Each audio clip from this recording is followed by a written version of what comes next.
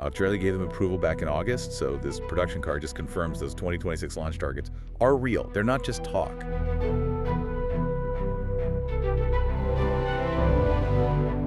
So we're looking at Nio today, a company we all know for those, high-end EVs and that really unique battery swapping tech. But they're making a massive move. It's like a three-tier attack on the global market.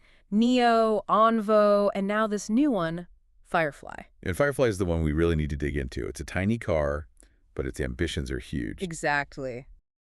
What are the key specs, and why is this car such a big deal for Nio? Well, the speed they're moving at is what's really fascinating. It's a clear strategy to not just rely on their luxury models. Right. And just this month, the CEO, William Lai, he confirmed a major milestone. Yeah. The first right-hand drive Firefly, the RHD model, that's already been produced. Already, wow. Yeah, and it's heading to Singapore. So that's it then. The global rollout is official. This is the proof for markets like the UK, Thailand, and especially Australia. Absolutely. Australia gave them approval back in August, so this production car just confirms those 2026 launch targets are real. They're not just talk. And we saw the run-up to this. I remember seeing photos of that lavender test car in Melbourne back in June. That's the one.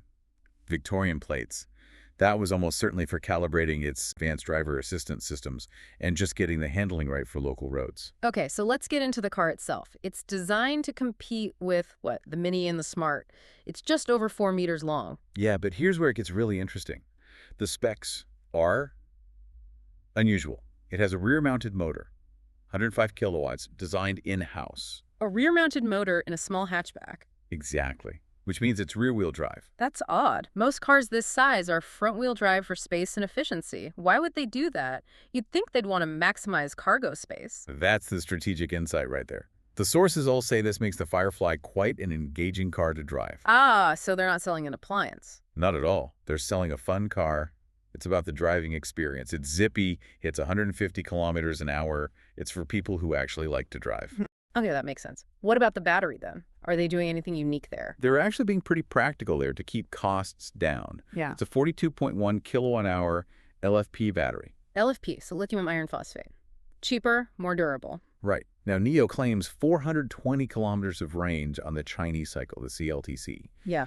But for us, you should really expect that to be closer to 340 kilometers on the WLTP cycle. The more realistic number. Okay, now for the painful part, the price. In China, it's cheap, right? Like a $25,000 equivalent. It is.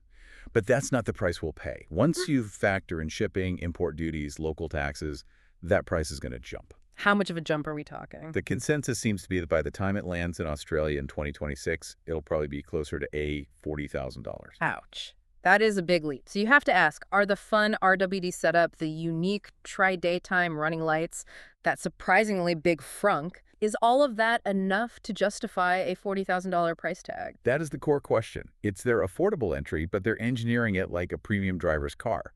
It's a real tension in their strategy. So here's a final thought for you to chew on. Nio is insisting on making this affordable EV a fun rear-wheel drive car. Will that force other major Chinese EV makers to follow suit? Will they have to stop making purely utilitarian front-wheel drive boxes and start competing on handling and, fun? That really could be the disruptive ripple effect of the Firefly. It might just change what we expect from a small, affordable EV.